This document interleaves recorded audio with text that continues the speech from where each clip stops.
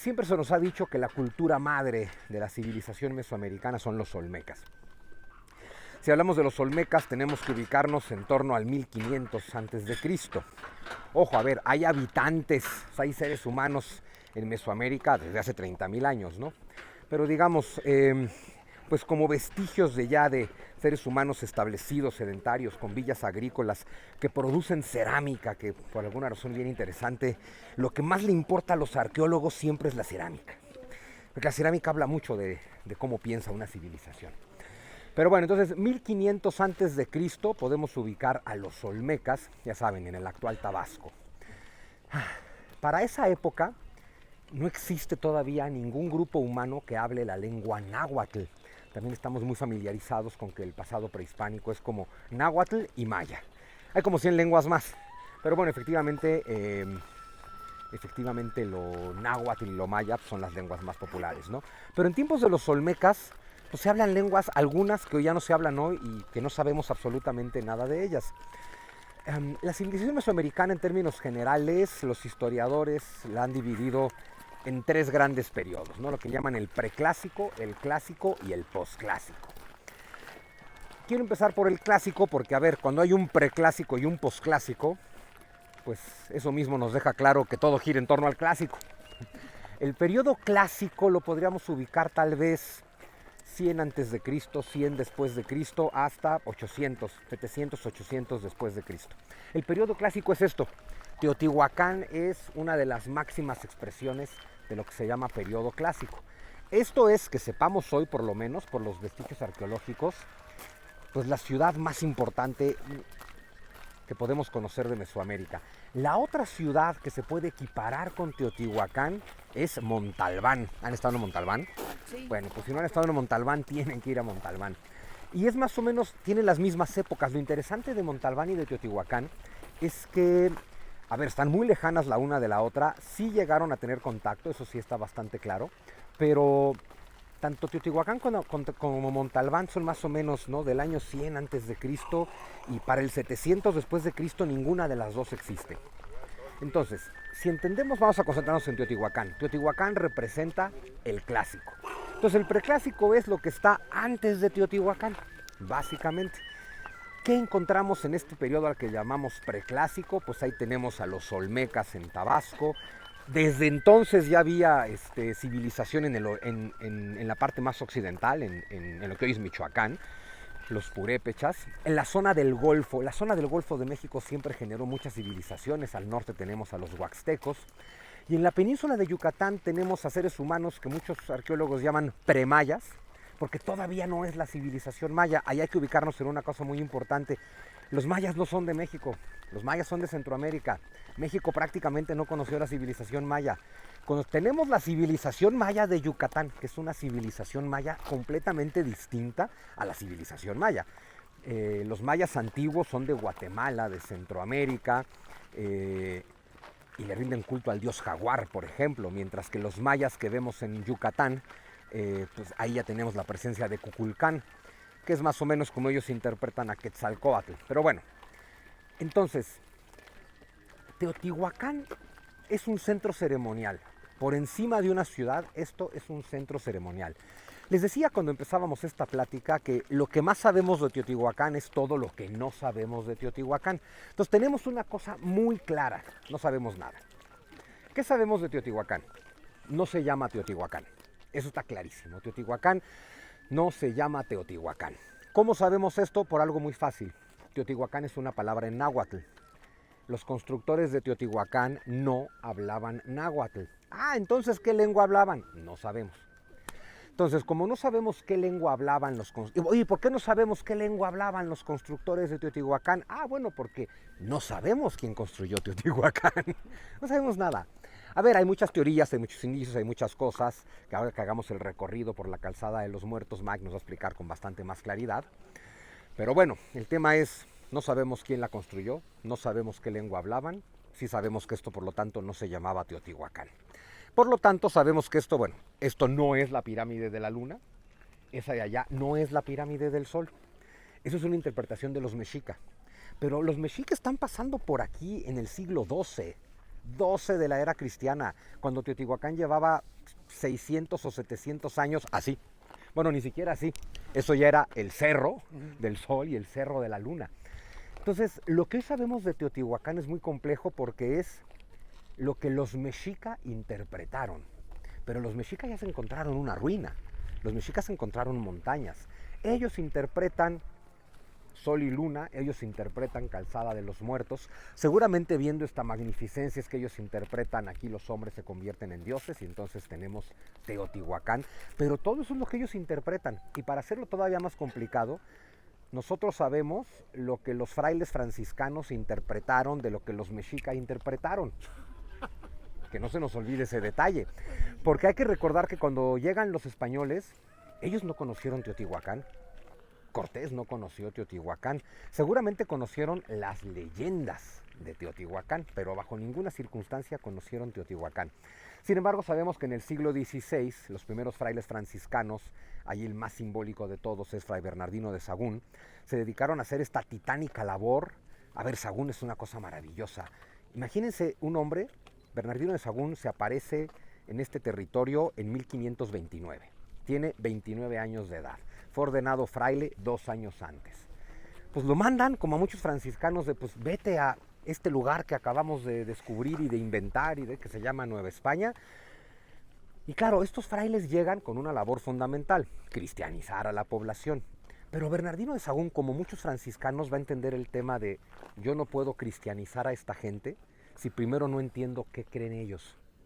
Porque si yo no entiendo lo que ellos piensan y lo que ellos creen, la única opción para cristianizarlos es prohibir por completo su religión e imponer el cristianismo. Y Sahagún tiene cosas muy claras. Número 1, la fe no se puede imponer.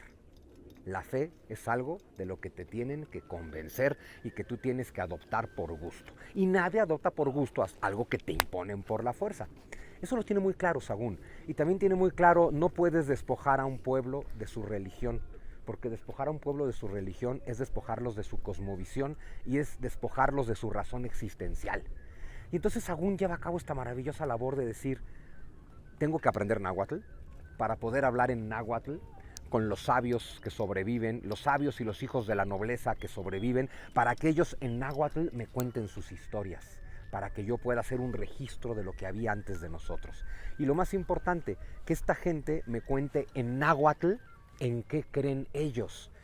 Pero él tiene muy claro, me lo tienen que contar en náhuatl, porque si tú hablas náhuatl, toda tu visión del mundo está en esa lengua, toda tu cosmovisión religiosa está en esa lengua. Entonces, fíjense qué titánica labor. Yo aprendo náhuatl para comprender tu religión en náhuatl, con los conceptos teológicos profundos del náhuatl, y luego yo en mi mentecita trato de explicármelo a mí mismo en castellano, para luego contártelo a ti en castellano.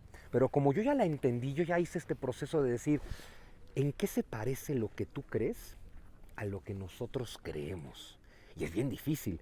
Bueno, Sahagún y otros tantos fueron haciendo esa labor.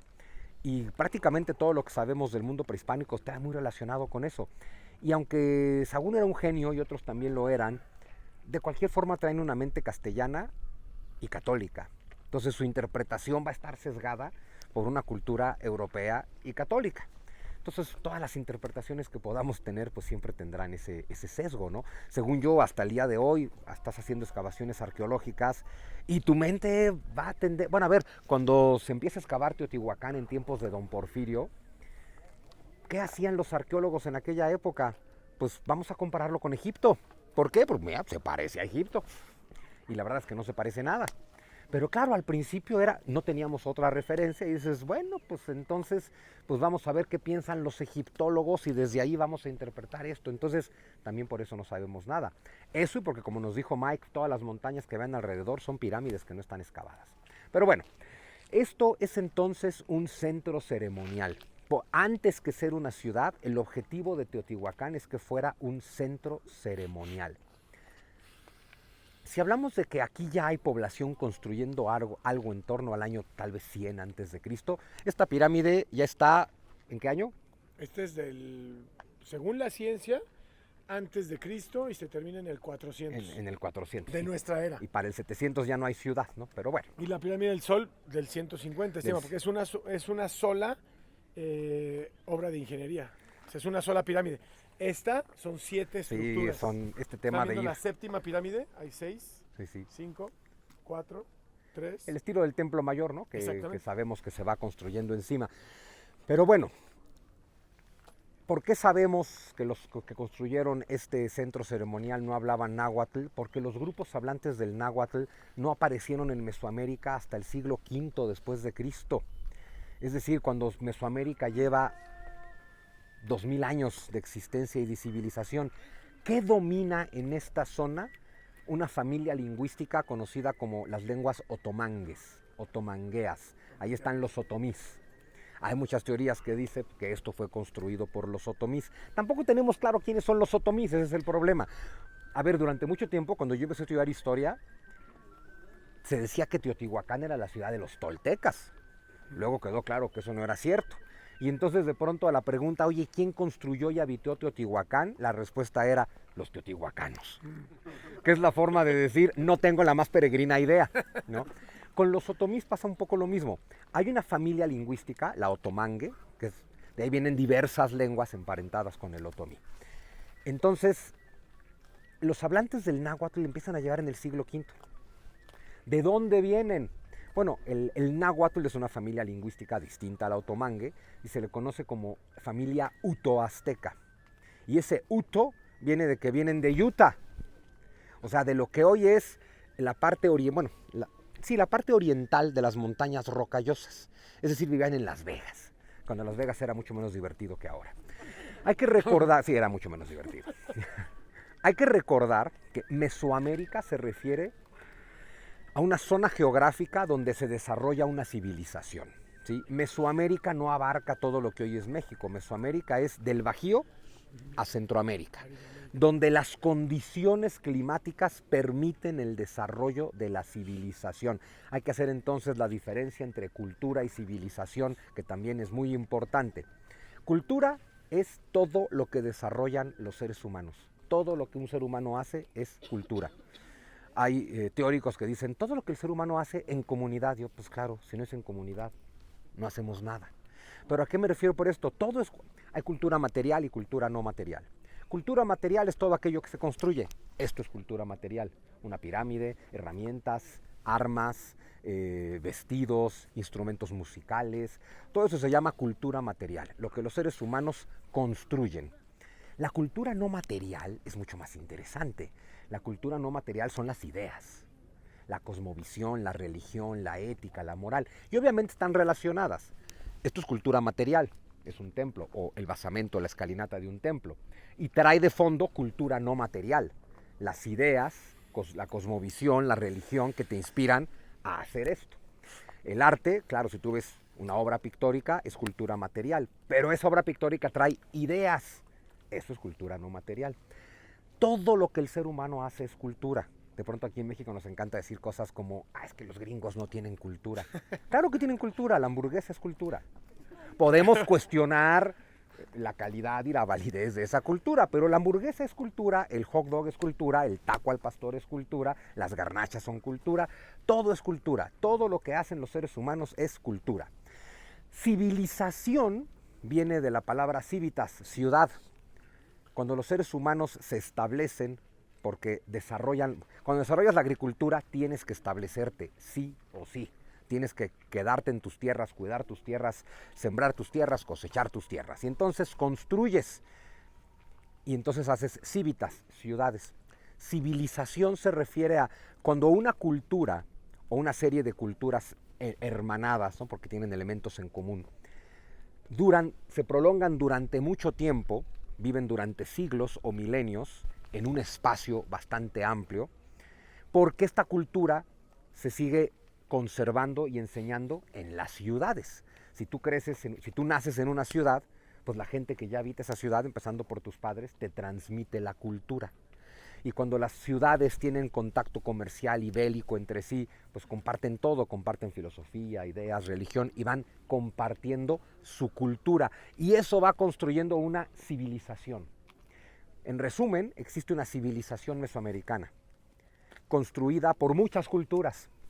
La cultura maya, la cultura tolteca, la cultura olmeca. Por eso les decía hace rato, no hay civilización azteca. o civilización mexica, hay cultura mexica que es parte de la civilización mesoamericana.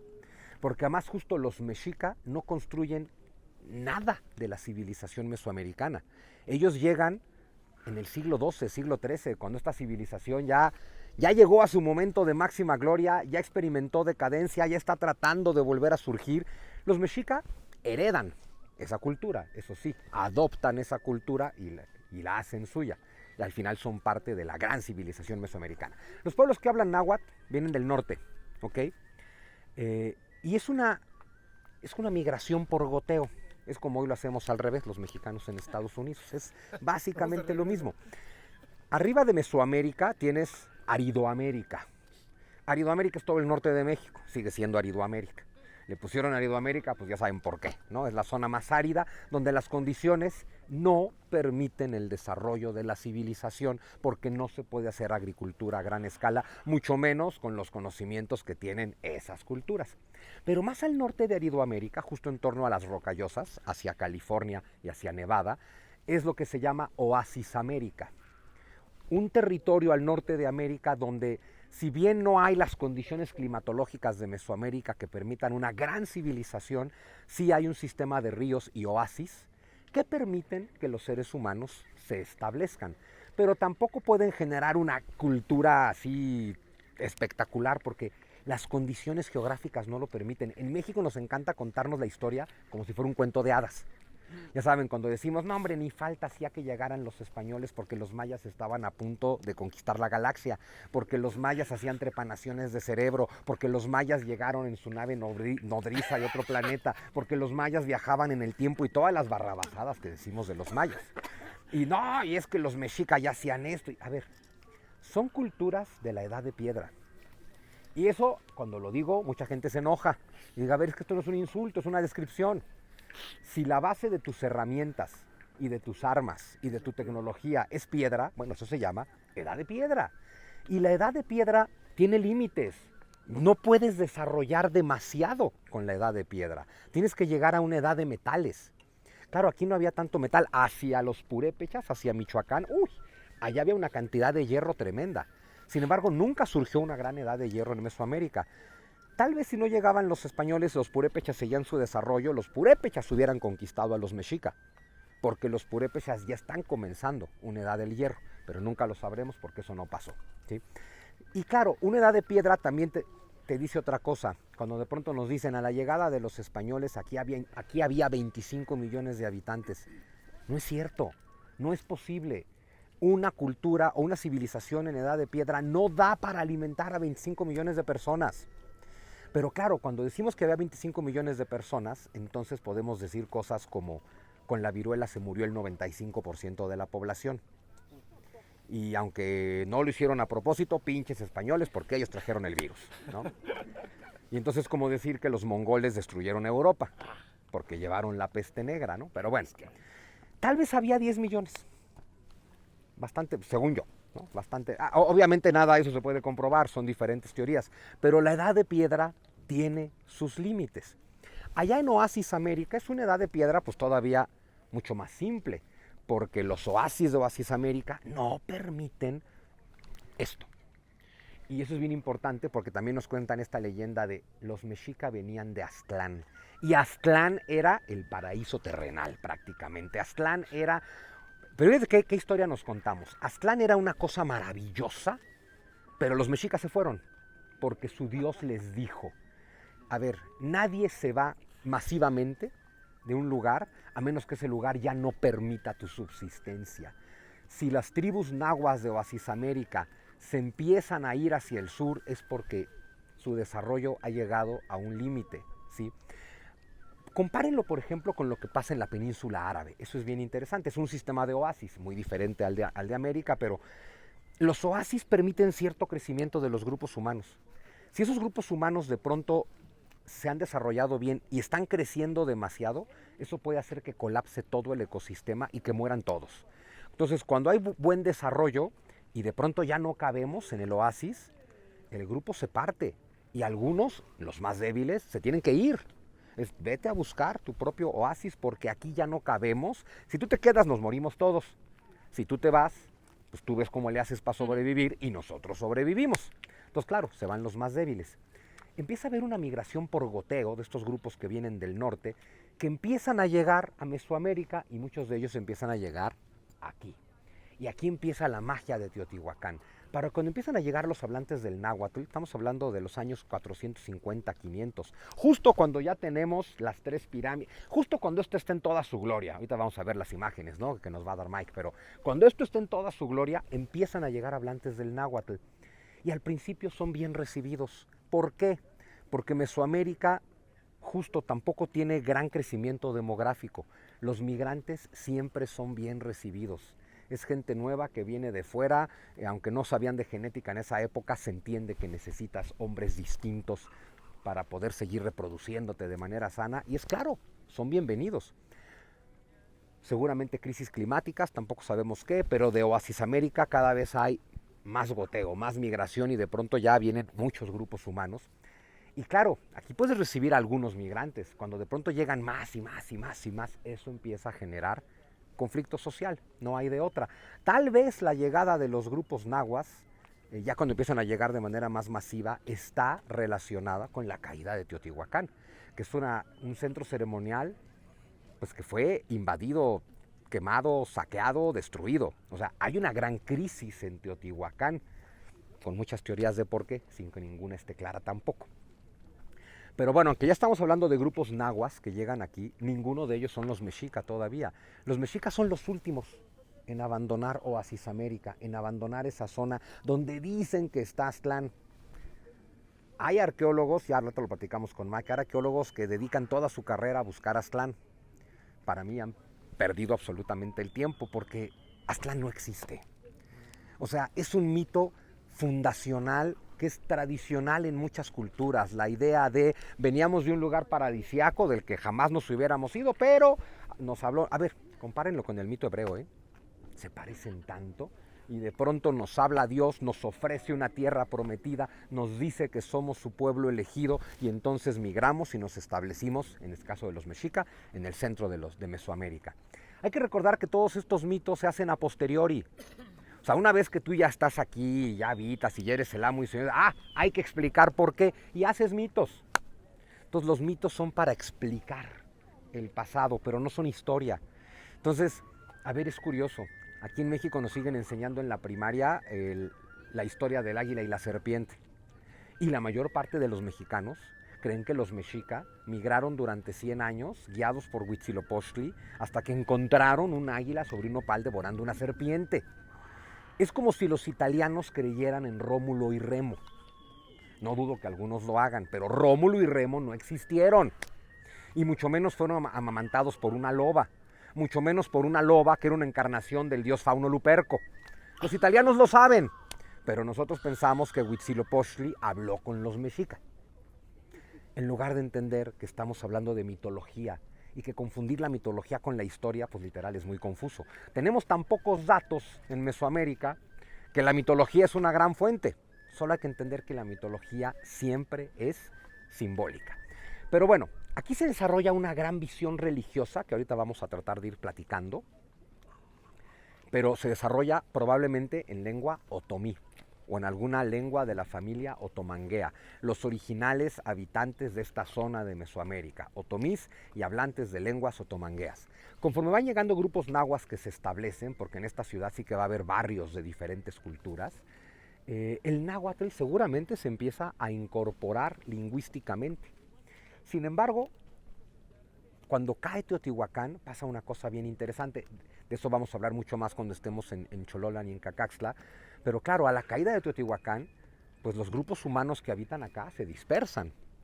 No tienen que ir a tienen que ir a buscar dónde vivir, por supuesto. Afortunadamente Teotihuacán tenía ciudades satélite. O sea, sí llegó a ser una metrópoli importantísima.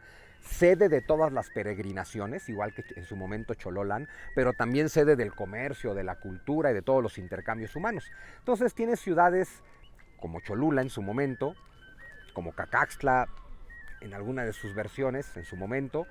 Hay ciudades aliadas de Teotihuacán. Cuando cae Teotihuacán, pues gran parte de estos grupos humanos se van a esas otras ciudades. Algunas ciudades van a experimentar, como Tula, ¿no? Tolanchi-Cocotitlán, la Tula de los Atlantes, que experimentará un gran auge tras la caída de Teotihuacán, porque mucha gente va para allá. Y aquí pasa una cosa muy linda. Los grupos que hablaban náhuatl, un poco lo que les conté hace rato de Bernardino de Sahagún, ¿no? Que tiene que entender en náhuatl y traducir al español, pasa algo muy similar. Los hablantes del náhuatl van comprendiendo la cosmovisión, la religión y la mística que aquí se desarrolla en otomí, pero ellos se le explican a sí mismos en náhuatl. Y cuando colapsa Teotihuacán y estos hablantes del náhuatl se dispersan, llevan la cultura teotihuacana, pero la llevan en náhuatl.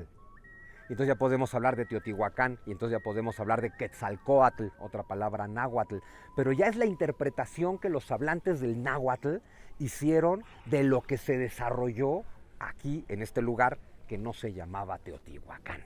Entonces eso para que nos quede muy claro. Y bueno, si Teotihuacán colapsa, para el año 650 ya no hay Teotihuacán. Ya hay grupos nahuas dispersándose por el centro de Mesoamérica y los mexica todavía no existen. Los mexica seguirán, si es que ya existen en el norte, pues allá en Oasis América, donde podríamos ubicar ese Aztlán, ¿sí? Seguiremos hablando de los mexica más adelante, porque ellos sí van a ser, aunque no son los constructores de esta civilización, sí van a ser sus grandes herederos, o así se van a asumir ellos. Ellos van a interpretar la cultura teotihuacana desde sus muy particulares puntos de vista y van a ir adaptando la mitología. Pero bueno, hablemos de las pirámides, que no son pirámides, pero les vamos a decir pirámides porque estamos acostumbrados a eso. Son basamentos, son escalinatas para llegar a templos. Toda la calzada de los muertos, ya la iremos caminando, tiene templos a los lados. Y aquí se veneraba prácticamente a todos los dioses, por eso es una ciudad sagrada.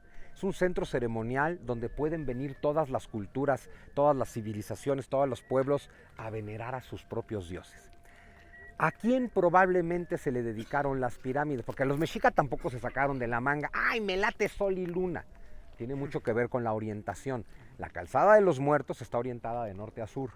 Esa es una orientación femenina en la cosmovisión de estas personas.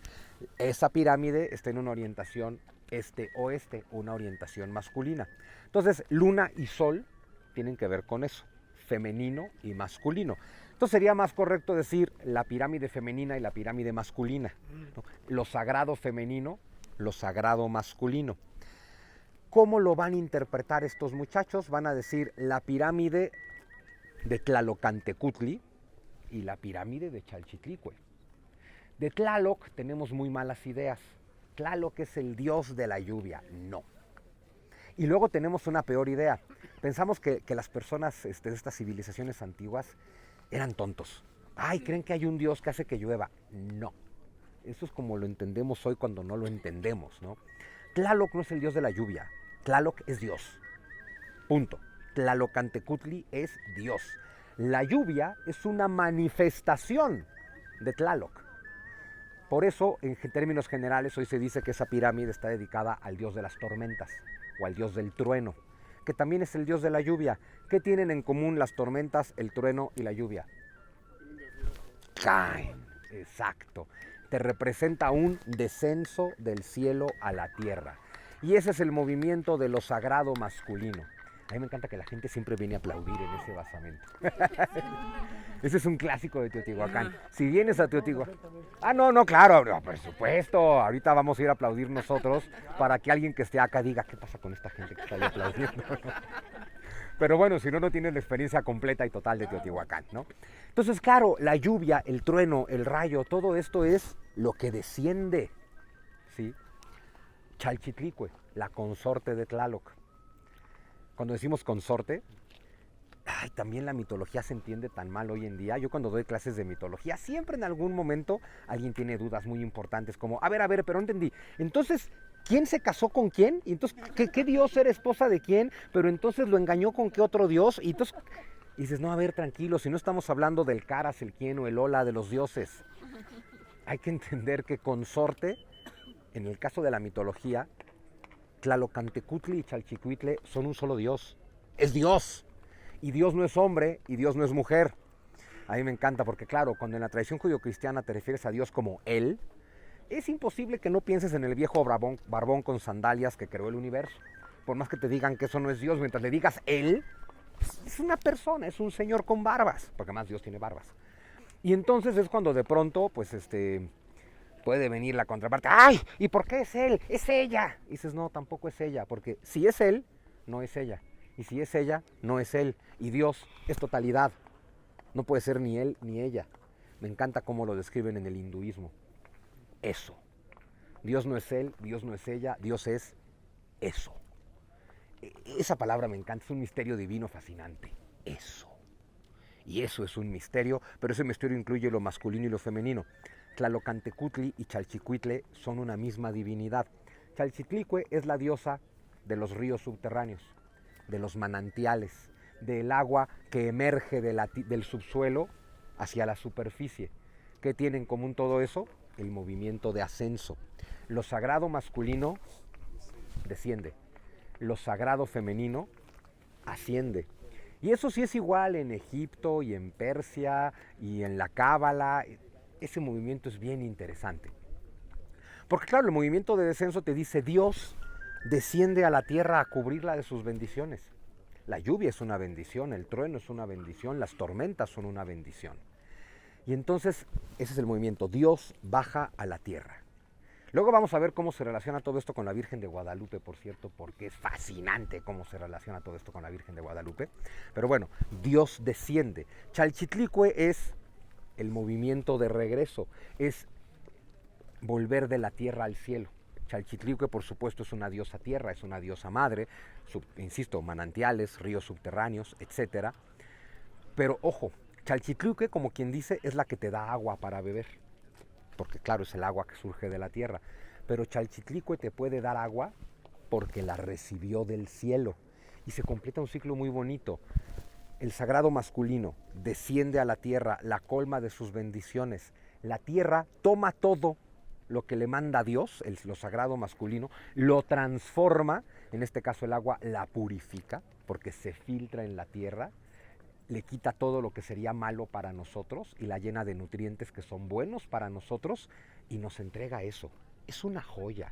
O tú le entregas una semilla y la tierra le da todo su potencial, todos sus minerales, todo a la semilla, y la semilla se convierte en otra cosa que te ofrece la tierra.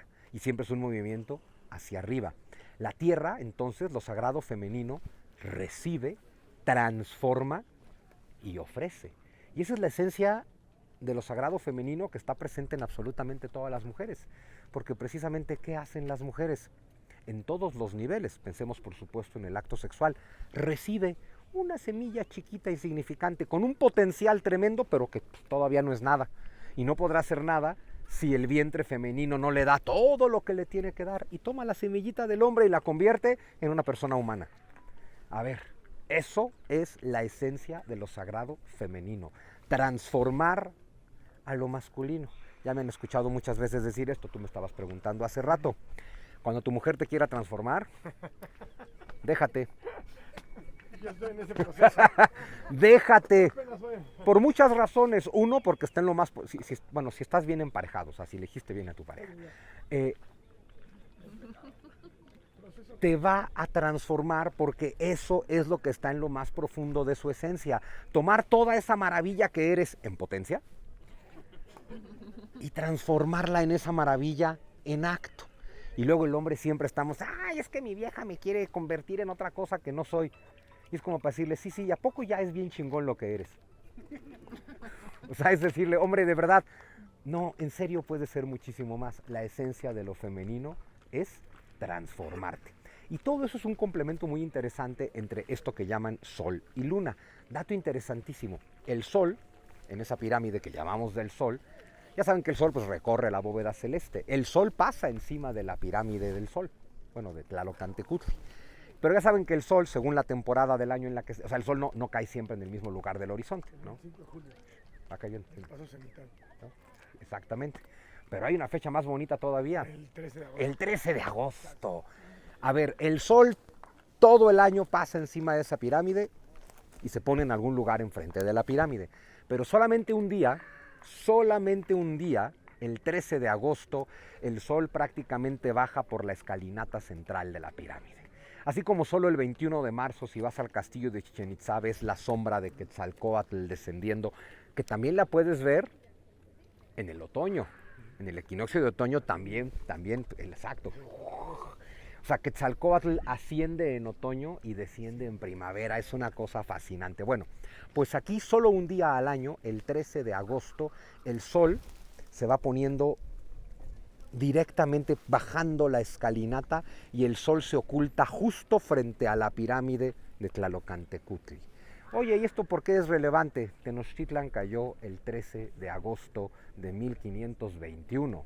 Es decir, que mientras Cortés estaba capturando al Tlatoani Cuauhtémoc, el sol se estaba ocultando por última vez en el mundo mexica frente a la pirámide del Sol, que fue construida 1200 años antes.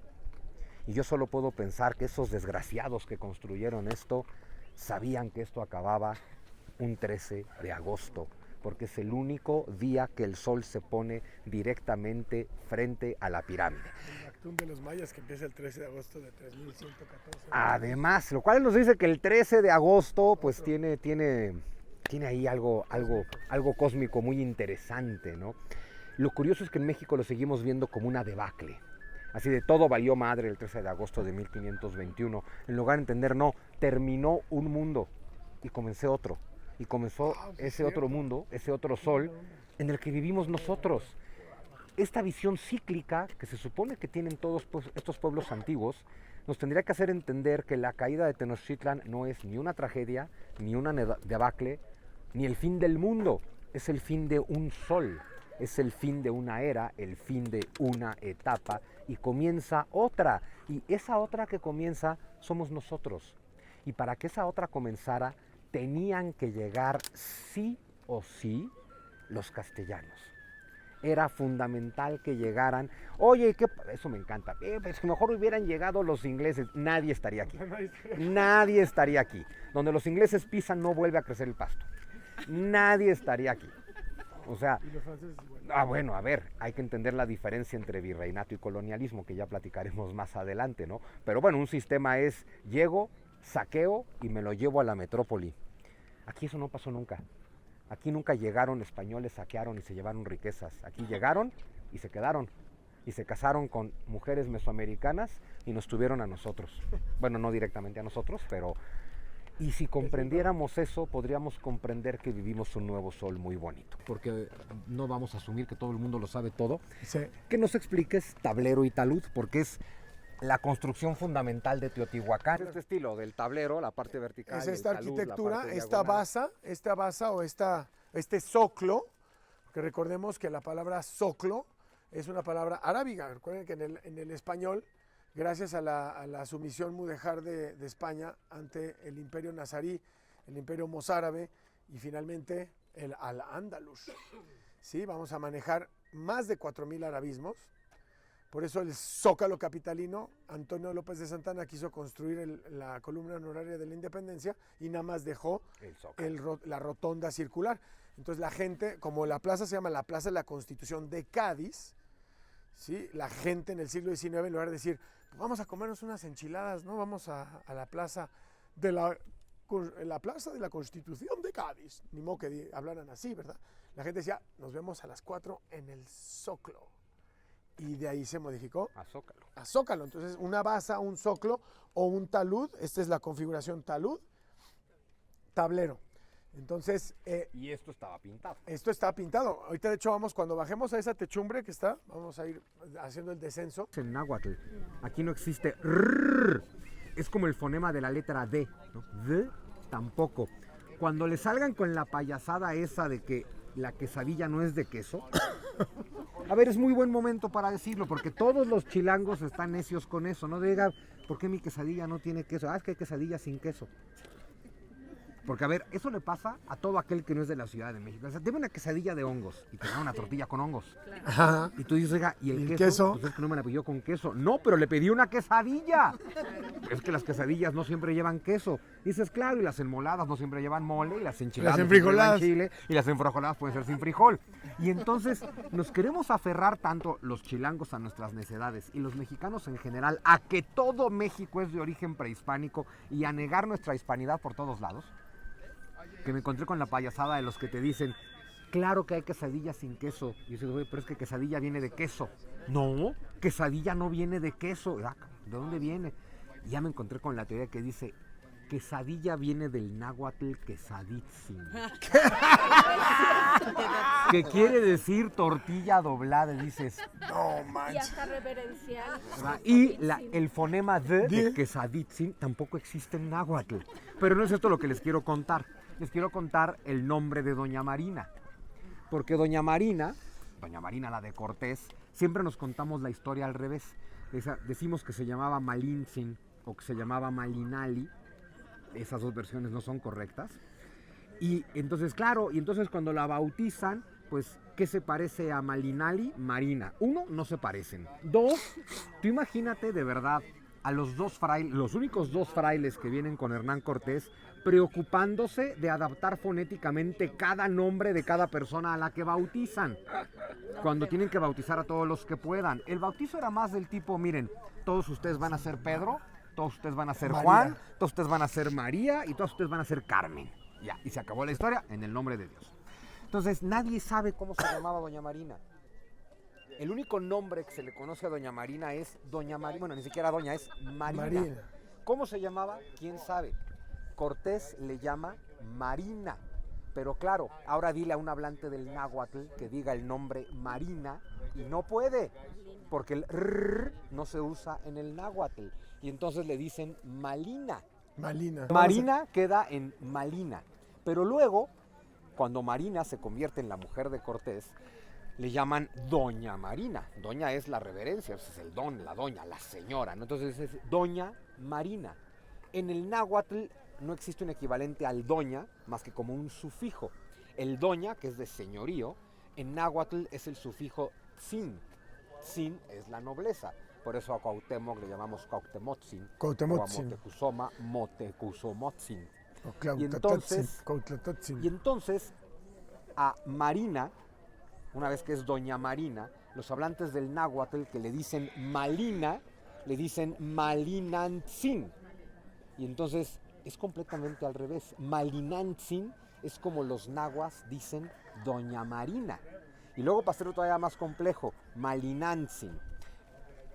Motecuzoma se va a referir siempre a Hernán Cortés como el Malinche. El Malinche. Nunca existió la Malinche.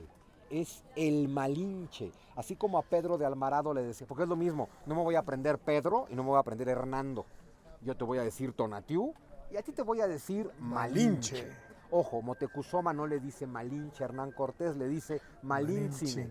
Malintzine. Malintzine. Eh. Tienes el Malintzin, Malintzine. que es Doña Marina en náhuatl, Malintzin, y el sufijo que denota propiedad. Malintzine, el propietario de Malintzin o la propiedad de Malintzin. Porque siempre interpretamos, claro, Marina era propiedad de Cortés. Desde el punto de vista de los nahuas, el que es propiedad de Marina es Cortés, porque la que habla es ella, ¿no? Y entonces Malintzine es como le dice Motecuzoma a Hernán Cortés, el Malintzine. Y sus compañeros castellanos que no pueden pronunciar Malintzine, le dicen Malinche. Entonces, el Malinche siempre fue Hernán Cortés. Sí, por eso el único nombre que le Claro, conocemos sí. es Doña Marina. Que si antes se llamaba Malinali, Malinche, eso no es cierto. El único nombre que le conocemos a Doña Marina es Doña Marina, y es justo esta interpretación al revés de las lenguas. Pero bueno, es que hablamos de lenguas que no tienen capacidad de comprenderse, y hablamos de culturas que casi no tienen capacidad de comprenderse. Pero bueno, vamos a seguir con esto. Vamos a volver a Marina, lo escribió. Sí, eso sí está escrito en la crónica de Bernal, Marina, aunque a veces aparece como Mariana. Así Bueno, es que entonces, pasa, a ver, pero es como Cortés, pero era las cartas Hernán, de los Hernando, ese Fernando, sonido que escuchamos, Marina, en las cartas de Nadie, ni los... El quinto sol. Hay diferentes versiones de estas mitologías, pero en general la conocemos, ¿no? Esta idea de que los dioses intentaron crear a la humanidad en 4 ocasiones y los seres humanos que les salían no les gustaban. O sea, no les gusta a los dioses cómo les quedan los seres humanos. En una ocasión los hacen de barro y los seres humanos pues son muy grandotes pero muy torpes y se tropiezan y no les agradan a los dioses. Los hacen de madera, pero entonces son muy arrogantes y no veneran a los dioses y entonces los dioses los destruyen. En términos generales, insisto, hay diferentes versiones, pues según con qué fuentes se encuentre uno, pero es la idea de que los dioses crearon 4 veces a la humanidad y las 4 veces la humanidad fracasó, o por lo menos a los dioses no les gusta su creación. Es interesante, ¿no? Si uno lee, por ejemplo, la tradición bíblica, es muy claro. Dios termina su creación y ¿qué te dice de inmediato el texto? Vio Dios que era bueno. Es decir, al Dios bíblico sí le gusta su creación. Luego la destruye con un diluvio, pero esa es otra historia. Pero aquí pasa lo mismo, ¿no? Los dioses van creando a la humanidad y a veces son muy grandes, a veces son muy torpes, a veces son arrogantes y no veneran a los dioses. Y cada vez que los dioses destruyen a la humanidad, hablamos de un sol. Cuando hablamos de soles, pensemos en eras, ¿no? Un sol es una era. Y cada vez que los dioses destruyen a la humanidad, termina un sol, y entonces otro dios, aquí se habla mucho, por ejemplo, del conflicto entre Tezcatlipoca, Tlaloc y Quetzalcóatl, porque resulta que hay conflicto entre los dioses. Los dioses se pelean por definir quién es el que va a crear a la humanidad y quién va a regir este sol o esta era. También es importante recordar cómo terminan estos soles, ¿no? Un sol termina con lluvias que acaban con todo, otro sol termina con jaguares que devoran a los hombres, otro termina con fuego. Lo que no ha terminado es el sol que debe terminar con el elemento tierra. Y aquí en México, con los terremotos que tenemos, eso de pronto es un poco espeluznante, ¿no? Porque parece que nuestro sol debe ser destruido por la tierra, aunque hay muchas formas de entender eso. Pero bueno, el tema es que después del 4º intento, los dioses dicen, ¿saben qué? No vamos a crear al ser humano. De plano, no nos sale bien, no se nos da. Nunca nos ha gustado cómo queda. Y pues ya, los dioses dicen, se acabó, no vamos a crear al ser humano. Y entonces aparece Quetzalcóatl. Quetzalcóatl, el que dice, no, esperen, hay que intentarlo una vez más, denme la oportunidad. Y los dioses ya no quieren crear a la humanidad. Y entonces parece que para crear a la humanidad los dioses tenían unos huesos sagrados. Y deciden enterrar los huesos sagrados de la humanidad en lo más profundo del Mictlán. El Mictlán es el inframundo del mundo náhuatl. Hay que entender que en estas mitologías los inframundos nunca son un infierno. El infierno, ya con este concepto cristiano que tenemos hoy en día, tiene siempre una carga de moralidad. Los muertos que fueron malos en vida se van al infierno, pero los que fueron buenos se van al cielo. En el mundo náhuatl todos se van al Mictlán. A menos, por ejemplo, si moriste ahogado, eso es bien interesante, si moriste ahogado, si moriste en una tormenta, si moriste porque te cayó un rayo, o si moriste porque tenías agua en los pulmones, cualquier muerte relacionada con el agua, Tlaloc te recompensaba y te mandaba al Tlalocan, el paraíso de Tlaloc, que es lleno de gozo. Es curioso, en la tradición cristiana, si te vas al cielo o al infierno, depende de tu ética, tu moralidad, tu comportamiento, de una decisión propia. Pues en el mundo náhuatl, el paraíso que te tocaba dependía más bien de la suerte, nunca de tu ética, nunca de tu libertad, nunca de tu moralidad. Si morías por algo relacionado con el agua, te ibas al Tlalocan. Si morías como guerrero o como guerrera, oye, pero no había guerreras, fíjense qué interesante, si mueres como guerrero o en el parto, esa es la guerrera, te ibas a Lomeyocán, el paraíso de Tonatiuh, el paraíso del sol. Entonces, según cómo murieras, ibas a diferentes paraísos. Pero la gente común y corriente, o sea, nosotros nos vamos al Mictlán. Sí, la gente común y corriente se va al Mictlán, donde reina el dios Mictlantecutli. El Mictlán es el lugar sin puertas ni ventanas, el lugar sin retorno, el lugar del olvido.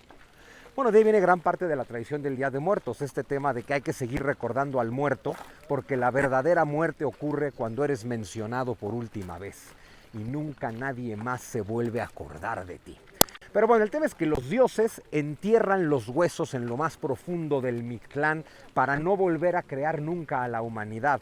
Y Quetzalcóatl decide hacer trampa. Quetzalcóatl desciende al Mictlán. Tenemos un descenso al inframundo, algo muy común en las mitologías del Medio Oriente y desde luego es la base de toda la narrativa cristiana. No hay que olvidar que en la narrativa cristiana Jesús, después de morir, desciende al inframundo, derrota a Hades y resucita. Bueno, pues Quetzalcóatl tiene un paseo muy similar. Quetzalcóatl desciende al Mictlán, se encuentra con Mictlantecutli y le pide permiso para llevarse los huesos sagrados de la humanidad para volver a crear al ser humano. Mictlantecutli primero le dice, bueno, está bien. Quetzalcóatl lo convence y le dice, llévate los huesos sagrados. Quetzalcóatl los toma y cuando va de regreso a la superficie, Mictlantecutli se arrepiente y manda a todas las alimañas del inframundo a atacar a Quetzalcóatl. Y Quetzalcóatl en su ascenso se tropieza, se cae y se muere. Y sin embargo resucita. Y una vez que resucita termina de emerger y llegó a la tierra con los huesos sagrados para crear a la humanidad. Y Quetzalcóatl decide hacer dos experimentos. Uno, hacer al hombre con masa de maíz. Entonces hace una masa de maíz y dice, este es un buen elemento para hacer al ser humano.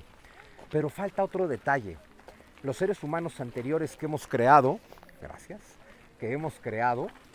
no veneran a los dioses, no aspiran a lo divino. Entonces Quetzalcóatl toma una espina de maguey y se atraviesa el pene, toma su sangre, tiene que ser el pene porque es sangre creadora, generadora, ahí está el símbolo.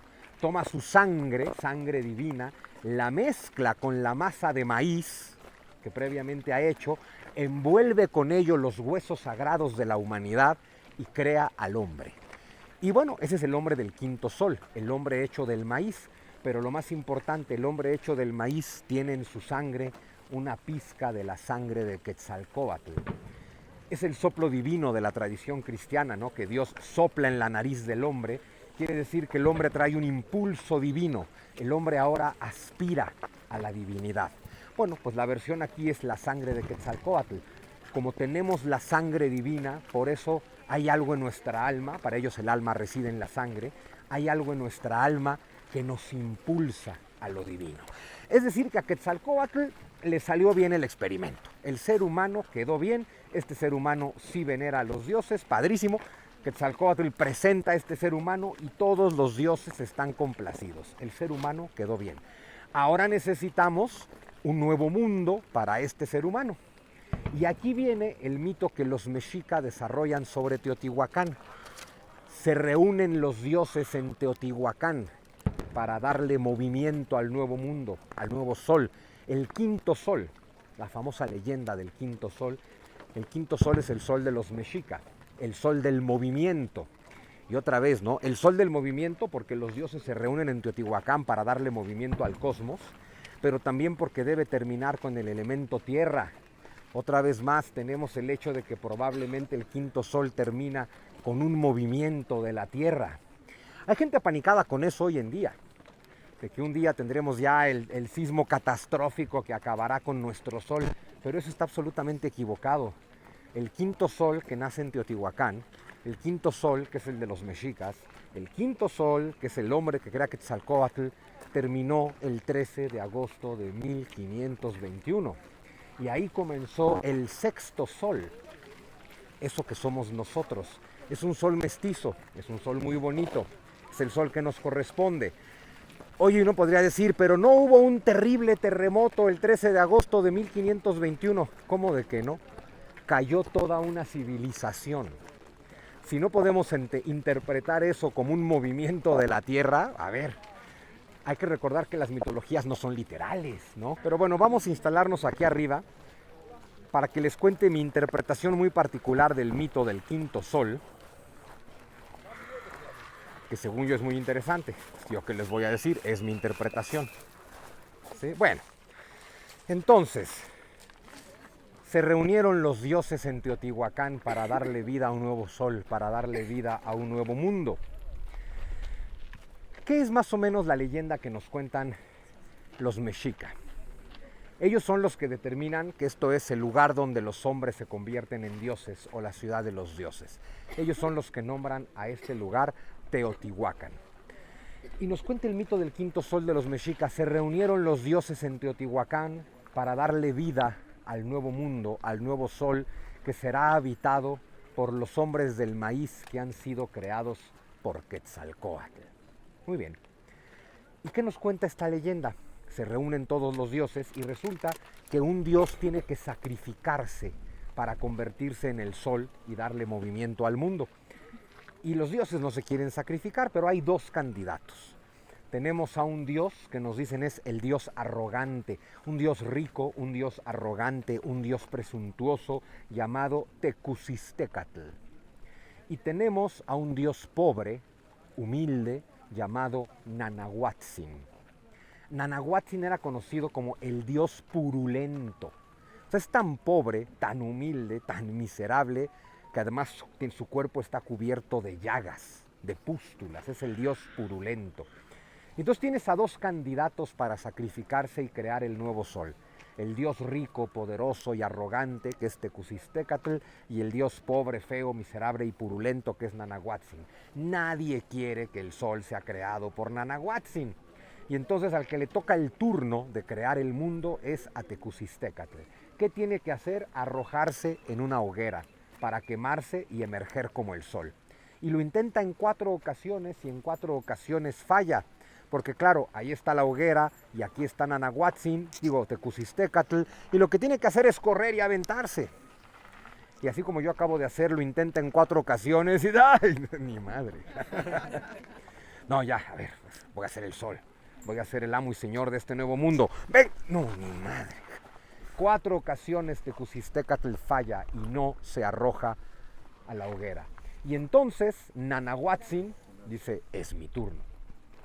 Ojo, Nanahuatzin era tan pobre, antes de hacer tu sacrificio tenías que hacer ofrendas a los dioses. Tecusistecatl es rico, ofrenda todo tipo de plumas de quetzal, jades, etc. Nanahuatzin es tan pobre que ofrece sus propias llagas. No tiene nada que ofrecer más que a sí mismo, su peste. Y entonces, cuando Tecusistecatl falla por 4ª vez porque no se anima, de lo lejos sale corriendo Nanahuatzin y sin preguntárselo y sin ver, corre y se avienta a la hoguera. Y surge como el sol. Y los dioses están complacidos y Tecusistecatl está avergonzado. ¿No? Yo no me animé. Y pues ya entonces, para no quedar mal, pues va y se avienta. Pero ya no puede ser el sol. Y entonces se convierte en la luna. ¿Sí? Entonces ya tenemos un sol, Nanahuatzin, y una luna, Tecusistecatl. Y los demás dioses dicen, este güey es un cobarde, y entonces le avientan un conejo. Por eso la luna tiene un conejo. Se lo aventaron los dioses a Nanahuatzin como señal de su vergüenza, ¿no? Y entonces dice, bueno, pues ya tenemos el sol, ya tenemos la luna, y entonces los demás dioses se sacrifican y se convierten en las estrellas y le dan movimiento al quinto sol. Eso está muy bonito. ¿Y qué significa? Más allá de tenemos al quinto sol, el hombre del quinto sol hecho de maíz por Quetzalcóatl con una pizca divina. Todo eso es hermoso. Tecusistecatl, el dios arrogante, esta es mi interpretación del mito mexica. Esta es la versión de los mexicas. Tecusistecatl representa a los pueblos nahuas ricos y poderosos que ya habitan el valle de Anáhuac, el centro de Mesoamérica. Porque cuando los mexicas empiezan a llegar por esta zona, todos los demás los desprecian. Ahí a donde llegan los expulsan, les hacen el feo y les llaman el pueblo sin rostro. Los mexicas son el pueblo sin rostro. ¿Qué quiere decir eso? Significa, para mí no eres nadie, ni siquiera tienes rostro, tú no existes, tú eres insignificante, tú eres una morusa cósmica. Bueno, Nanahuatzin representa a los mexicas, el dios pobre, el dios despreciado, el dios purulento, el dios del que nadie espera nada, es el que se arroja a la hoguera y se convierte en el quinto sol. No hay que olvidar que los mexicas llegaron a Mesoamérica y la conquistaron. Los aztecas conquistaron Mesoamérica, una civilización que ya existe, que ya tiene su cosmovisión, su religión, su tradición, que ya funciona muy bien, donde el dios principal es la herencia de Teotihuacán, Quetzalcóatl. y los mexicas son despreciados, son el pueblo sin rostro, al final se tienen que quedar a vivir en una isla pantanosa y salitrosa llena de serpientes. La Ciudad de México ha cambiado poco, ¿no? Pantanosa, salitrosa y llena de serpientes. Bueno, y claro, que los dejan ahí para que se mueran, y claro, los mexicas sobreviven, evidentemente, pero son un pueblo despreciado, y ese pueblo despreciado, que se queda en una isla pantanosa a morir y que sobreviven, y que son los mercenarios de Azcapotzalco, eventualmente se independizan de Azcapotzalco y se convierten en el gran señorío mexica que somete a todos los demás. El mito del quinto sol, para mí, es el relato simbólico de los mexicas diciendo: yo, el sin rostro, el purulento, el humilde, al que todos ustedes despreciaban, yo soy más chingón que todos ustedes. Al que todos ustedes despreciaban, somos nosotros los poderosos que los han conquistado a todos. Y con este mito del quinto sol en la versión mexica, donde es Nanahuatzin, el pobre purulento, el que se arroja a la hoguera y quinto sol, son los mexicas diciéndole a los demás pueblos de Mesoamérica: yo soy el amo y señor, yo soy tu conquistador, yo soy el único merecedor de gobernar el Valle del Anáhuac. Entonces, hay que entender siempre la dimensión más simbólica y profunda de las mitologías, por supuesto. Y bueno, entonces estamos en la pirámide de Tlalocantecutli, que no se nos olvide, a lo que le llamamos pirámide del Sol, está dedicada a Tlalocantecutli, que como podemos ver nos está bendiciendo en este momento con la tormenta, con la lluvia, con el trueno, y esperemos que no nos bendiga, que no nos bendiga con el rayo. No, bueno, ya sería, o sea, es la más gloriosa de las bendiciones, porque, Un pararrayos cada ¿verdad? Exacto, cada quien trae uno. Porque recuerden que si morimos porque nos pega un rayo, nos vamos al Tlalocan. Y el Tlalocan es gozo absoluto por X cantidad de años hasta que regresas al mundo en forma de colibrí o de quetzal para disfrutar la existencia. Entonces, si abrimos nuestros paraguas, pues tal vez podemos perecer por un rayo e irnos al Tlalocan. muerto al pozo. Exacto. Vivo al O morir como gente común y corriente e irnos al Mictlán, el lugar sin puertas ni ventanas, la caverna del olvido, donde absolutamente todo se disuelve. Pero bueno, no olvidar, los mexicas hacen una cosa muy interesante. Conquistan Mesoamérica, se apropian de la cultura mesoamericana, la adaptan a su conveniencia, por supuesto, hacen sus propias versiones mitológicas de la cultura mesoamericana, se asumen descendientes de la tradición tolteca heredera de Teotihuacán, y lo que ellos tal vez no contemplaron es que la tradición tolteca heredera de Teotihuacán, de la que ellos se apropian, ya había determinado que el 13 de agosto terminaba este sol. Tal vez no sabían de qué año, pero el tema es que por apropiarse de esta mitología, los mexicas esperan también el regreso de Quetzalcóatl. Ya hablaremos más adelante de esto, pero esperan el regreso de Quetzalcóatl en un año 1 caña, que según cuentan coincidió con 1519, el año en el que llega Hernán Cortés. De ahí la interpretación franciscana después de Cortés representa el regreso de Quetzalcóatl, es solamente una interpretación más del mito, pero en el momento en que los mexicas compraron y asumieron como suya la tradición teotihuacana, también estaban comprando, sin darse cuenta, en ese paquete, el fin de su mundo, un 13 de agosto, que resultó ser el 13 de agosto de 1521. Ahora tengo una duda logística, es decir, tenemos que ir hasta la pirámide de las serpientes emplumadas. Hay que bajar por acá. Pero, a ver, es muy interesante cuando descubres que de verdad todas las mitologías cuentan lo mismo. Algo que yo les cuento frecuentemente cada que tengo la oportunidad en mis libros, mis pláticas, en los viajes, es que la mitología es una forma de conocimiento. El problema que tenemos hoy en día en el mundo occidental es que le creímos todo el cuento a los ilustrados. Y los ilustrados dijeron, mira, un mito es una mentira y una mitología pues es un conjunto de mentiras. Y así crecimos con la idea de que la gente del pasado, los mesoamericanos, los egipcios, los griegos, los indos, la gente del pasado era más tonta que nosotros. Eso, a ver, estamos convencidos de eso. O sea, así nos educaron con el sistema educativo prusiano que deriva de la Ilustración. La gente de la antigüedad era más tonta que nosotros, no comprendía la realidad y entonces inventaron un montón de relatos fantasiosos sin ton ni son y piensan que llueve porque un dios echa un cántaro por las nubes, y piensan que hay rayos porque Zeus avienta sus rayos, y créanme, la gente de la antigüedad era mucho más lista que nosotros.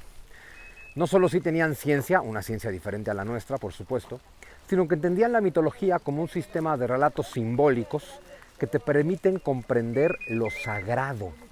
Es bien importante entender que la mitología es para entender lo sagrado. Entonces, claro, los ilustrados dicen, no, mira, solo vale el conocimiento científico, solo vale aquello que es demostrable y mesurable por los sentidos, y todo lo demás es una patraña. En lugar de entender la ciencia lo explica todo. Y eso es bien importante tenerlo claro.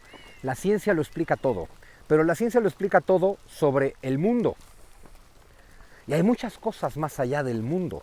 Incluso si le creemos a los hindús, a los tibetanos, a los chinos, a los antiguos griegos, a los egipcios, el mundo ni siquiera existe.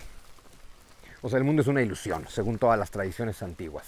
Y la ciencia está destinada a comprenderlo todo sobre esa gran ilusión. Es importante porque en esta gran ilusión vivimos.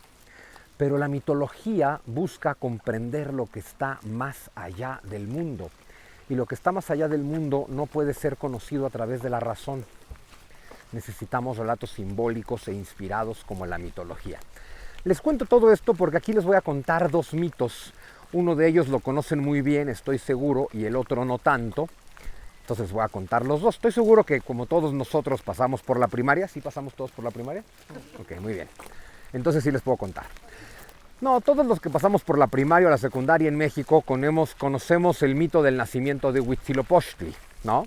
Hay más o menos, ¿no? ¿Nadie? ¿Alguien se sabe el mito del nacimiento de Huitzilopochtli? Perfecto. Tú sí te lo sabes, Mike, obviamente. No necesito que tú te lo sepas. Es como cuando el niño ñoño del salón levanta la mano. Ah, bueno, claro, y Camilo, que fue educado en Colombia y luego en Estados Unidos. ¿Sí? ¿Qué vas a ver? Bueno, a ver, vamos a subir esta escalinata y aquí les voy a contar el mito de Huitzilopochtli y van a ver por qué es muy importante. Y luego les voy a contar el mito de Quetzalcóatl, perturbadoramente similar, pero con unos simbolismos muy bonitos. Entonces, ojo, recordemos otra vez este tema. Quetzalcóatl es, aunque fuera con otro nombre, en lenguas otomís, en lenguas otomangueas, Quetzalcóatl es probablemente la deidad más antigua de Mesoamérica. Los olmecas ya tienen representaciones de eso a lo que hoy llamamos Quetzalcóatl. No era una serpiente emplumada, por supuesto. Quetzalcóatl como serpiente emplumada es una interpretación náhuatl. Pero bueno, vamos a subir aquí y vamos a detenernos aquí tantito con ese templo de fondo, a que les platique entonces el mito de Huitzilopochtli. ¿Qué nos cuenta el mito? Ojo, ¿quién es Huitzilopochtli? El dios del sol. Una manifestación del dios del sol, la interpretación mexica del dios del sol. Pero también es el dios de la guerra. Eso también es importante recordarlo. El dios de la guerra, que es tutelar de los mexica. ¿Por qué? Porque los mexicas son un pueblo guerrero. ¿Por qué? Porque son un pueblo nómada.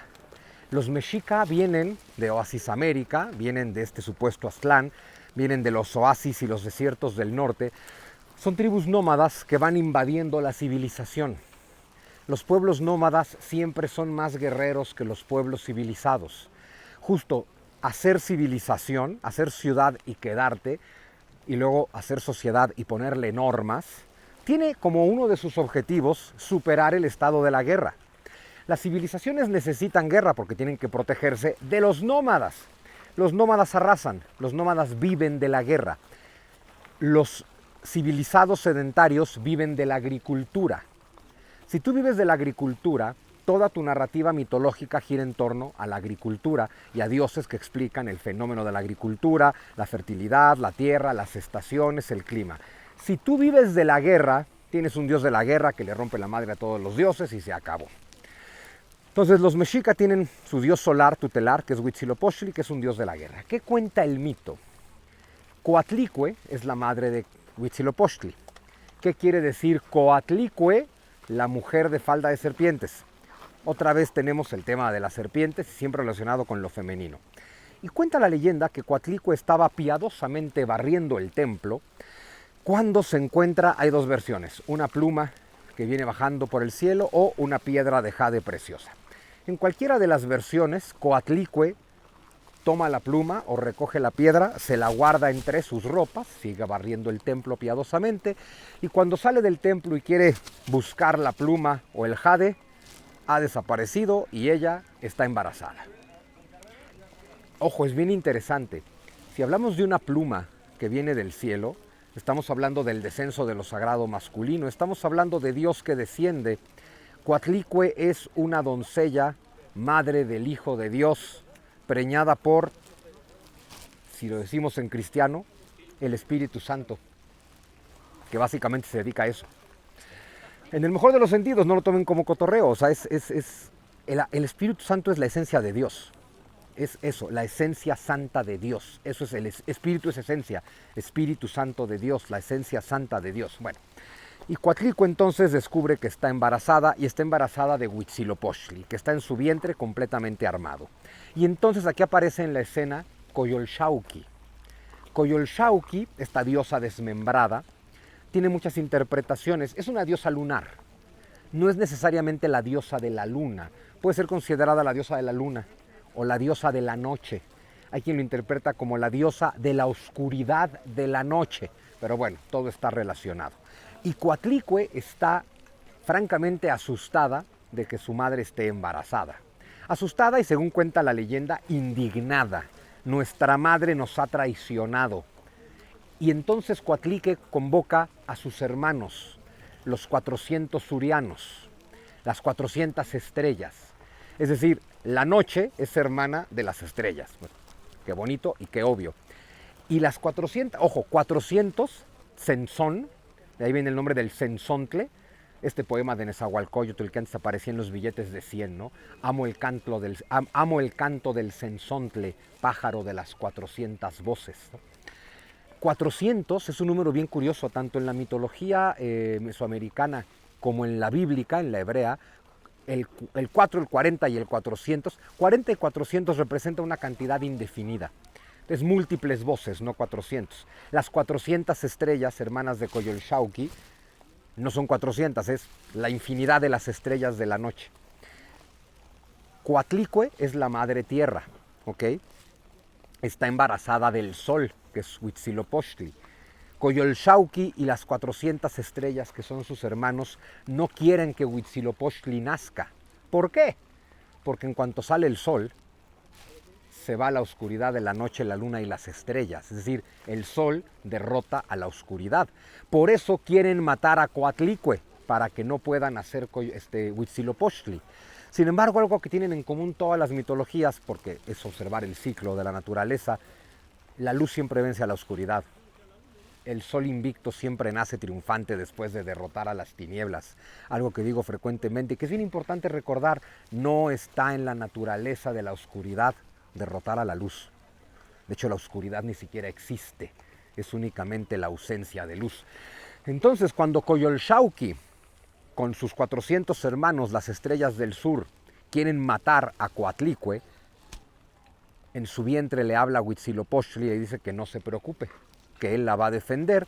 Y entonces nace Huitzilopochtli completamente armado, como el guerrero que es, derrota a las 400 estrellas, derrota a Coyolxauhqui, la descuartiza y la arroja. Porque, ojo, todo esto está ocurriendo ¿dónde? Según este relato mitológico, en el cerro de Coatepec. Ya nos dijo Mike hace rato, el templo mayor para los mexicas no se llamaba templo mayor, era el Coatepec. El Coatepec hay que entenderlo de una forma muy simple, es el cerro del mundo, es el mundo. Coatepec es el mundo. Y entonces Huitzilopochtli descuartiza a Coyolxauhqui y la arroja desde lo alto del Coatepec. Por eso, en el templo mayor, en el Coatepec de los mexicas, el templo representa precisamente al Coatepec, el cerro del mundo, el mundo. Arriba están los dioses tutelares del mundo, el sol, Huitzilopochtli, y el dios de las tormentas, Tlalocantecutli, el sagrado femenino, el sagrado masculino que está siempre en el sol, en el cielo, Huitzilopochtli, y el sagrado masculino que desciende. Ojo, los mexicas son un pueblo profundamente solar en este sentido, porque el disco de Coyolxauhqui que representa a la diosa Coyolxauhqui vencida, descuartizada por Huitzilopochtli, estaba depositado en la base del templo mayor del Coatepec, precisamente recordando que la luz ha vencido a la oscuridad. Pero bueno, entonces el mito de Huitzilopochtli en su versión simple es: está Coatlicue barriendo, se encuentra la pluma, se la guarda en sus ropajes y luego está embarazada. Bueno, ese es un mito que no voy a decir que se lo robaron, voy a decir que se lo tomaron prestado. Ese es el mito del nacimiento de Quetzalcóatl, que cuenta muchísimo más antiguo, por supuesto. El mito del nacimiento de Quetzalcóatl te dice que Chimalma, la madre de Quetzalcóatl, Chimalma es otra manifestación de la madre tierra, por supuesto. Chimalma estaba piadosamente barriendo el templo y ve bajar una pluma de Quetzal y entonces se la guarda en sus ropajes. Pero ojo, Chimalma estaba huyendo. ¿De qué? Bueno, la viene persiguiendo el guerrero Mixcoatl. Y ojo con esto, les decía hace rato que toda esta zona estuvo habitada por los pueblos de lenguas otomangueas, por todos estos pueblos que yo generalizo como otomíes, porque al contrario de Mike no me sé de memoria todas las tribus y sus subdescendientes, yo les llamo los otomís, ¿no? Pero bueno, porque hablan estas lenguas otomangueas. Esto era una zona de pueblos otomangueos, pero los pueblos nahuas empezaron a llegar del norte, primero por una migración pequeña y luego cada vez más y más y más, hasta que invadieron toda Mesoamérica. Bueno, la palabra Chimalma está en lengua otomí. Chimalma es una palabra otomí. Mixcoatl es una palabra náhuatl. Fíjense qué bonito mito. Mixcoatl, el guerrero, viene del norte persiguiendo a Chimalma. Ahí están los nahuas como guerreros llegando a la tierra de los otomís. Chimalma es la tierra de los otomís. Mixcoatl es el guerrero náhuatl que está invadiendo la tierra de los otomís. Chimalma sale huyendo y llega hasta un lugar hoy conocido como Amatlán, específicamente Amatlán de Quetzalcóatl, porque se supone que ahí van a ser el dios Quetzalcóatl. Mixcoatl significa nube de serpientes. Mixcoatl es el nombre que los nahuas le dan a la Vía Láctea, la nube de serpientes. Es decir, que Mixcoatl representa también al cielo. Si Mixcoatl tiene con Chimalma a Quetzalcóatl, Quetzalcóatl es el hijo del cielo y la tierra. Como Jesús, el Espíritu Santo desciende en el vientre de María, el cielo y la tierra, ¿sí? Pero bueno, pero entonces, fíjense qué bonito es el mito. Chimalma representa los pueblos otomís que están siendo invadidos en su tierra, ella es la tierra, por los guerreros del norte. Pero en un nivel todavía más místico es el cielo y la tierra.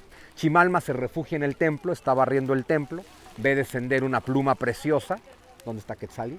Quetzali significa pluma preciosa. Y entonces, ¿no?, ve descender a Quetzali, como quien dice, ¿no?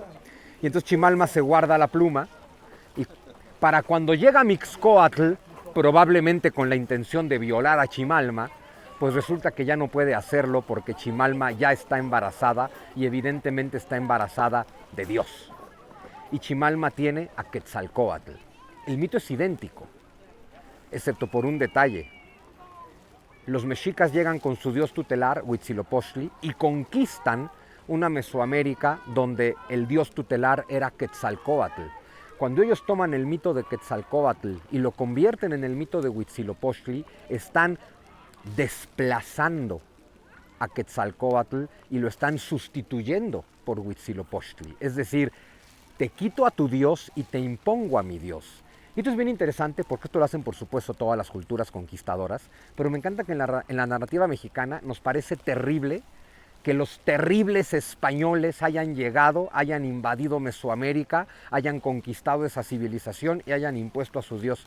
Bueno, fue lo mismo que hicieron los mexicas 200 años antes, pero por alguna razón en nuestra narrativa los mexicas pueden hacer lo que sea, ¿no? Si los españoles tienen a la Inquisición, son unos salvajes. Si los mexicas tienen sacrificios humanos, es un ritual místico que no estoy comprendiendo.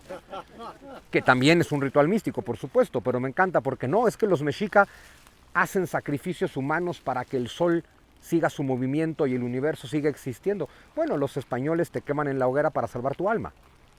Siempre hay una leyenda bonita detrás de un sacrificio humano, porque quemarte en la hoguera es un sacrificio humano, que viene de una cultura que no hace sacrificios humanos, pero bueno. es un mito muy bonito, te habla, por un lado, claro, que los mexicas están tratando de usurpar el lugar de Quetzalcóatl. Por eso cuentan que cuando Moctezuma ve llegar a Hernán Cortés, él sabe que es un usurpador.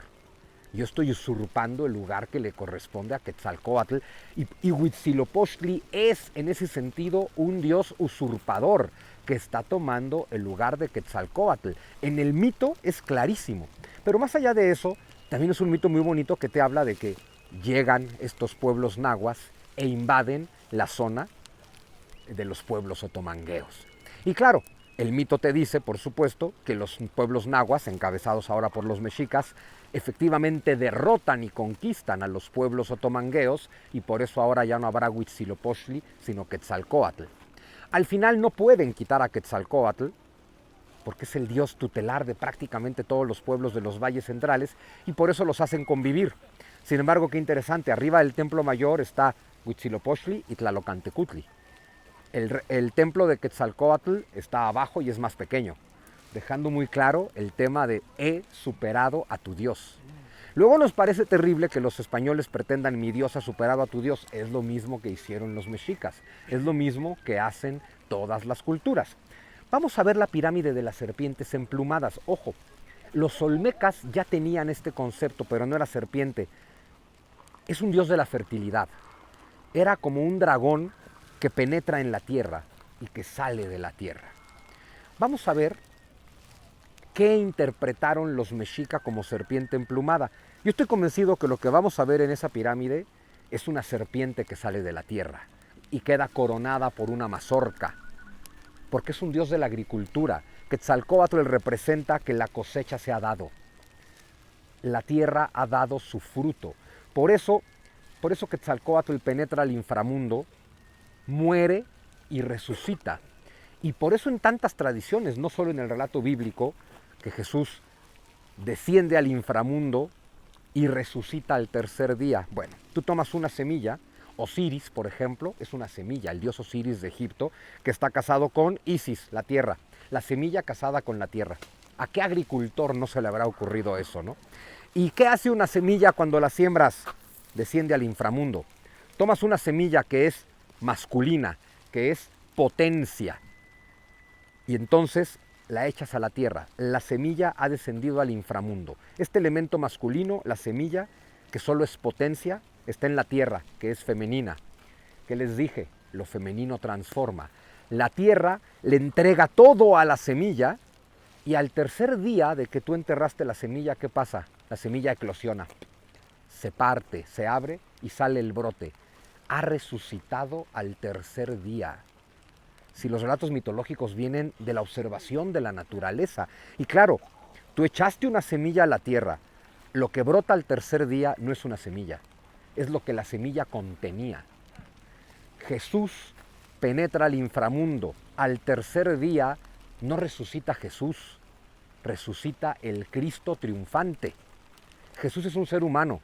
Jesús nace, existe y muere, pero resucita el Cristo, ¿sí? Se ha transformado en algo superior, ha desarrollado al máximo sus potencias, que es a lo que estamos invitados todos nosotros. Vamos a ver la pirámide de las serpientes emplumadas, que no son serpientes emplumadas, pero van a ver qué bonito es. Aquí vamos a encontrar a Tlalocantecutli, si es Tlaloc que está aquí, ¿no? A Tlalocantecutli compartiendo pirámide con Quetzalcóatl, que no es Quetzalcóatl, lo cual tiene... sí. Cocodrilo. Ojo, a ver, el cocodrilo, que además, bueno, van a ver en esta pirámide, hay cocodrilos, hay Tlalocantecutli y hay Quetzalcóatl. Fíjense qué interesante. Van a ver en los glifos de esta pirámide muchos elementos acuáticos, marinos, o sea, van a ver agua. El lagarto o el cocodrilo, sería lagarto más bien, que van a ver acá, representa a la madre tierra. Representa a la madre tierra, de alguna forma representa a Chalchitlicue, porque hay ríos que emergen de la madre tierra.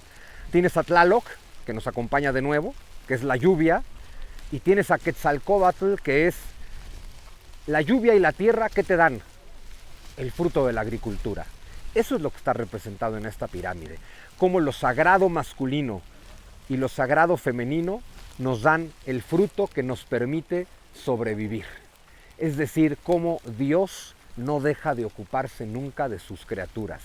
Cómo Dios, ojo con esto porque todos los mitos se relacionan, Dios se hace alimento para el hombre. Ojo, se hace maíz en este caso. ¿Qué te dice la tradición cristiana en un nivel mucho más abstracto de esta narrativa? Dios se hace alimento para el hombre. Claro, Quetzalcóatl, aquí los dioses se hacen alimento físico para tu cuerpo. En la tradición cristiana, Jesús se hace alimento espiritual para tu alma. Pero la narrativa es exactamente lo mismo. No deja de ser el tema muy del hinduismo también. El dios Vishnu, el conservador de la existencia, que tiene 10 avatares, 10 manifestaciones en la tierra. Como dice en la Bhagavad Gita el dios Krishna, que es una manifestación de Vishnu, cada vez que el Dharma decae y se impone la decadencia, yo me manifiesto. Es Dios que te dice, cada vez que ustedes lo echen a perder, yo voy a venir a salvarlos. Es hermosísimo. Es una serie de mitologías en todas las tradiciones y en todas las culturas que te dicen, Dios siempre va a venir por ti. Dios siempre va a alimentar tu cuerpo, Dios siempre va a alimentar tu espíritu y Dios siempre va a salvar al mundo. No hay una sola mitología que no diga eso. Aquí nos vamos a encontrar con otro detalle que seguramente Mike nos va a poder explicar mejor, porque la pirámide que venimos a ver no es eso que está ahí, es la que está escondida detrás. Esta pirámide es construida justo enfrente de otra pirámide, según yo, para esconderla. ¿Por qué construiría alguien una pirámide para esconder otra pirámide? Me queda claro que son diferentes etapas de Teotihuacán. Esto es resultado de un pueblo posterior que está destruyendo la visión del pueblo anterior. Detrás de esta escalinata vamos a encontrar la pirámide que le llamamos hoy de serpientes emplumadas, que no sabemos cómo se llamaba porque estaba en lengua otomí, y que los mexica, y antes de ellos ya otros pueblos nahuas, los hablantes del náhuatl, cuando interpretan una serpiente emplumada, le llaman Quetzalcóatl. Quetzal, pluma, Coatl, serpiente. Pero no es el nombre originario de este dios. Y bueno, pues aquí lamentablemente hay que subir, muchachos. Y claro, como esto fue puesto aquí para esconder una pirámide, hay que subir para poder bajar.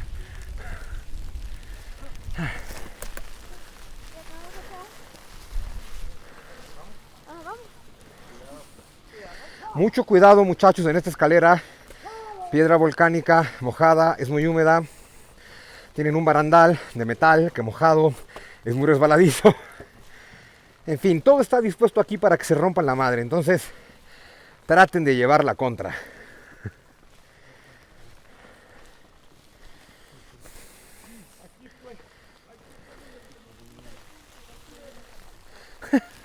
Y efectivamente, aquí es donde conocí a Mike. Y es curioso, la vida tiene estos detalles fascinantes. Les estaba contando Mike que su abuela es otomí. No sé si se refiere a su abuela como tal, y que mi abuela es otomí. Mi tatarabuela era otomí. Mi tatarabuela otomí que se casó con mi abuelo austriaco. Nada más. Mi tatarabuela otomí que se casó con mi abuelo austriaco, que llegó con Maximiliano de Habsburgo. Y claro, mi tatarabuela otomí hablaba otomí, mi tatarabuelo austriaco hablaba alemán, y se enamoraron en español. Qué bonito, ¿no? Las maravillas del mestizaje, se enamoraron en español. Pero bueno, entonces, esta es la pirámide que los nahuas interpretan como serpientes emplumadas. Ahí ven frente, ustedes pueden ver una réplica de esto en el Museo de Antropología, por supuesto. Ahí están las serpientes emplumadas, todo el mundo las ubica, ¿no? Las serpientes y el de los dos ojos, el de los anteojos, ese siempre es Tlalocantejutli. Bueno, entonces, los pueblos nahuas y los mexica interpretaron eso como una serpiente emplumada. ¿Alguien ve plumas ahí? La cabeza está coronada por algo que fue interpretado como plumas, pero esos no son plumas. Son hojas, ¿no? Son hojas. Esto es una serpiente que emerge de la tierra y su cabeza queda coronada por la mazorca. Del maíz. O por el agave, si ustedes quieren, que también puede ser. Bueno, está muy chiquito para ser agave. Además, si Quetzalcóatl está relacionado con el maíz, pues evidentemente debe ser una mazorca. Fíjense qué bonito, el quinto sol, los hombres del quinto sol, habíamos dicho, son los hombres del maíz, los hombres hechos por Quetzalcóatl con el maíz. Pero les dije que el quinto sol terminó el 13 de agosto de 1521 y en su lugar estamos nosotros, los hijos del maíz y del trigo. Al final no dejamos de ser mestizos, pero bueno. Entonces, si nos vamos a que los olmecas conciben a este dios de la fertilidad como una serpiente que desciende a la tierra y luego emerge, que es la semilla que desciende a la tierra y emerge como cosecha, esto es lo que estamos viendo. Una serpiente que desciende a la tierra, como Quetzalcóatl, desciende al inframundo, muere, porque, a ver, ¿por qué muere? La semilla deja de ser semilla. Una vez que la semilla eclosiona, ahí ya no hay una semilla, ahí ya hay un brote. Eso es una resurrección.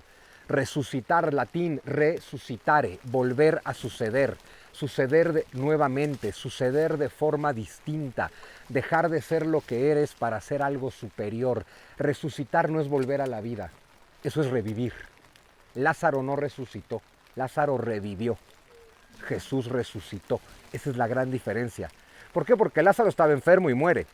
Jesús le devuelve la vida, pero como Lázaro sigue siendo un ser humano común y corriente, eventualmente volverá a morir. Y mientras siguió siendo el mismo Lázaro aburrido que era antes. Eso no es resucitar, eso es revivir. Jesús resucita, deja de ser el ser humano y se convierte en el Cristo, la creación perfecta de Dios. Eso que estamos destinados a hacer todos nosotros. Pero bueno, entonces, claro, la serpiente desciende al inframundo, la semilla. Al tercer día la semilla muere, eclosiona la semilla y lo que resucita no es una semilla, es una planta. Por eso esta serpiente, al emerger de la tierra, la cabeza le queda coronada por la mazorca. Esto es lo que es. Aquí no hay ninguna serpiente emplumada. Hay una serpiente con la cabeza coronada por una mazorca.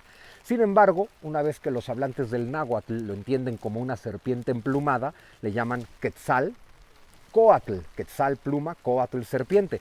Pero como los pueblos hablantes del náhuatl también tenían tradiciones místicas muy hermosas, les voy a contar el significado místico más bonito de Quetzalcóatl. Porque si es un dios de la agricultura, a ver, es hermoso, es esto que ya les conté, Dios siempre te va a proveer, como dice Jesús, no te preocupes por lo que has de comer ni por lo que has de vestir, tú busca a Dios, que lo demás viene. Bueno, la palabra Quetzal no solamente significa pluma, es la pluma del quetzal, del ave quetzal, que era considerada, y sobre todo aquí donde no hay quetzales de manera natural, es considerada un tesoro, es una pluma preciosa, es una pluma divina, es literal el mayor tesoro que vale tanto como el oro o más, ¿sí? Entonces, como la pluma del quetzal es una pluma preciosa, la palabra quetzal también se refiere a eso, a esa preciosura, a una preciosura divina. La palabra coatl no solo significa serpiente. Todos en México, cuando hablamos de hermanos gemelos o hermanos mellizos, a veces usamos la palabra cuate, ¿sí? Los cuates. Ah, estos dos son cuates. Bueno, viene del náhuatl coatl. Coatl quiere decir gemelo. Entonces, Quetzalcóatl sí puede ser serpiente emplumada, pero también puede ser gemelo precioso. El gran significado místico que le da la Toltecayotl a Quetzalcóatl es gemelo precioso. ¿Gemelo precioso de quién? Tuyo. Es tu gemelo precioso. Y en este sentido, esto ya lo veremos cuando estemos en Cacaxtla, no hay que olvidar que, ya lo veremos en Cacaxtla, pero la mitología sigue contando que en tiempos de Tolanchi-Cocotitlán, mejor conocida por nosotros como Tula, hay una batalla entre Quetzalcóatl y Tezcatlipoca. ¿Qué es Tezcatlipoca? El espejo de humo oscuro. Pues vea qué bonito, espejo, porque te reflejas en él. De humo, porque en este mundo todo es efímero, todo es ilusorio. Oscuro, porque es tu reflejo oscuro. ¿Quién pelea cuando pelean Quetzalcóatl contra Tezcatlipoca? Tu reflejo oscuro contra tu reflejo precioso. Esa es la batalla del final de los tiempos, esa es la batalla del apocalipsis, que como tomamos todo de manera literal, Decimos, claro, va a haber una batalla final al final de los tiempos en los campos de Armagedón. Uf, es decir, no es ahorita, no es mi pedo, o sea, no es ahorita, no es mi problema. Es entre Dios y el diablo, no me compete a mí. Y va a ser en Armagedón, no aquí en mi casa, ya la hice. No, la batalla final es entre tu ser y tu ego. Ocurre aquí y ahora y ocurre en tu mente. Cada instante de tu vida en tu mente está peleando tu reflejo oscuro contra tu gemelo precioso. ¿Quién va a ganar? En la tradición teratoltecayotl ganó Tezcatlipoca. Quetzalcóatl tuvo que salir huyendo. Ya hablaremos del significado que puede tener ese mito más adelante. Es decir, que ahí ganó Tezcatlipoca. Ahí ganó el reflejo oscuro. Pero en esa batalla que se libra en tu mente, aquí y ahora, a cada instante, ¿quién decide quién gana? Pues tú. ¿Con qué? Con tu voluntad. Eso también lo explican muy bien los hindús. En ese sentido, Quetzalcóatl representa una fuerza que los Vedas determinan como bondad. Tezcatlipoca representa una fuerza que los Vedas llaman pasión. Pasión se refiere a los apegos al mundo, lo mundano, lo que te apega al mundo. Tus pasiones, tus vicios, tus apegos, todo eso, ¿no? Y el ser humano es resultado de una caída, según todas las tradiciones, ¿no? De un exilio. Pero el ser humano viene cayendo al mundo. Cuando tú te dejas envolver por tus vicios, tus pasiones y tus apegos, estás cayendo. La tercera fuerza de la que habla los Vedas en el hinduismo es la inercia. Es newtoniano. A ver, el hinduismo es científico, es newtoniano, es aristotélico. Un cuerpo en movimiento seguirá en movimiento a menos que algo lo detenga. Si tú vienes en caída libre en tu vida emocional y espiritual, vas a seguir en caída libre por inercia a menos que algo lo detenga. La pasión es el descenso de caída al mundo. La bondad, la aspiración a Dios, es el proceso de elevación espiritual. Pero tú vienes cayendo y por inercia seguirás cayendo. ¿Qué es lo único que puede detener? Para poder subir, primero tienes que dejar de caer. ¿Qué tiene que pasar para que dejes de caer? Tú tienes que aplicar la fuerza más poderosa que te da Dios, la voluntad. Con la voluntad detienes la caída de la pasión, detienes la inercia y entonces puede comenzar la bondad, tu ascenso. Es como decir, somos malvados hasta que nos hacemos conscientes de eso y nos detenemos y cultivamos en nosotros la bondad. Todo esto lo pueden encontrar detrás del mito de Quetzalcóatl contra Tezcatlipoca si entendemos a Quetzalcóatl como tu gemelo precioso.